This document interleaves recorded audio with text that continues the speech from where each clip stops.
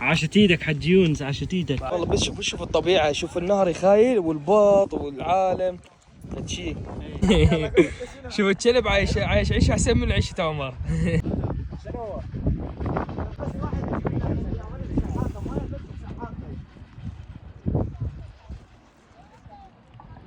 أنا فنان بالتصوير والله. شوف الدقة، شوف شلون حركة الجهاز، شوف.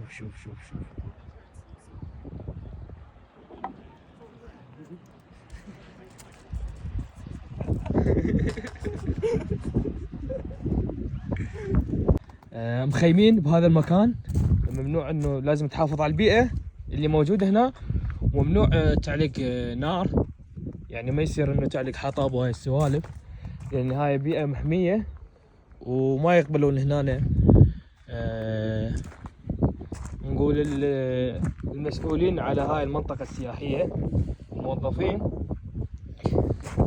شوفكم هذا الدوشق مالتي كنت اسبح بيه، هو ما النوم، بس انا سويت تشوب ورحت لي غادي بيه سبحت. هاي هنا غابات، يعني نقدر نفوت بالغابات، وغابات محمية وخالية من الحيوانات المفترسة. شوفوا الشباب، احنا ما صعدناكم فوق، بس يجوز احتمال نقدر او ما نقدر.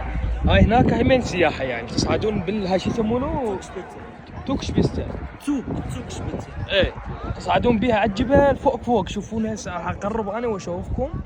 هاي شوفوا تصعدون هناك، يعني اذا صارت حالة طارئة ماكو سيارة هليكوبتر طيارة تجي وتشيل يعني مثلا اذا حالة طارئة صارت.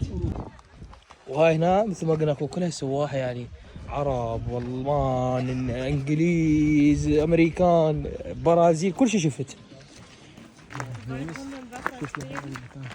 خلاص شوفي، طبعا هناك اكثرية سواح.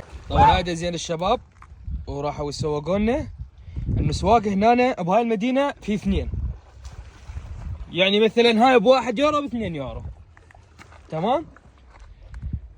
هذا الطباخ، هذا اللي ما ترضى بيه فد شيء هسه يسوي لك هنا باكر، بس انا اقول لك الغاز ما يكفي.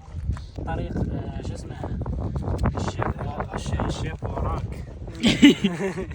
خبرتك تاكل بيض على فكرة شاي كامل ها جاهز، يعني جاهز.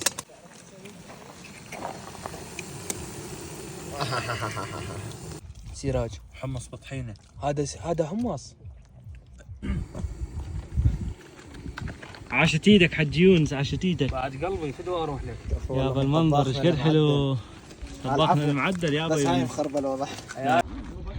شوف وجهك